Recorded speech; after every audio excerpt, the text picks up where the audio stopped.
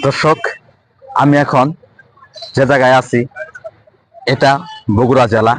এবং কথায় আছে যে বাংলাদেশে প্রত্যেকটা জেলার একটা ঐতিহাসিক জায়গা আছে। তবে এই সেই বগুড়া জেলা, যেখানে প্রেসিডেন্ট জিয়াউর রহমানের জন্মস্থান। এবং এই বগুড়া জেলা 16 বছরে কোনো উন্নতি হয় নাই।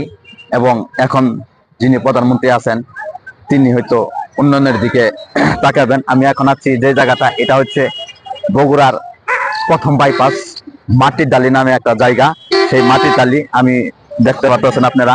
আমি এখানে আছি, এখানে একটা বিমান চক্কর রয়েছে। এটা হচ্ছে সেই বিমান চক্কর। এবং এই বিমানটা কি ভালো ছিল নাকি প্লেন সিট দিয়ে বানানো হয়েছে, এটা একমাত্র এখানে দেখা যাচ্ছে যে 1901 বিমানটার মধ্যে লেখা আছে। তবে আমি এখন আপনাদেরকে এই বগুড়ার কিছু ঐতিহাসিক জায়গা ঘুরে ঘুরে দেখানোর চেষ্টা করব। আসলেও যে কি অবস্থা বগুড়ার এবং কোথায় কি আছে আমি আপনাদেরকে দেখানোর চেষ্টা করব। ততক্ষণ আপনারা আমার সাথে থাকেন। আমি এখন যে জায়গা থেকে চলে যাবো এটা হচ্ছে মাটির ডালি।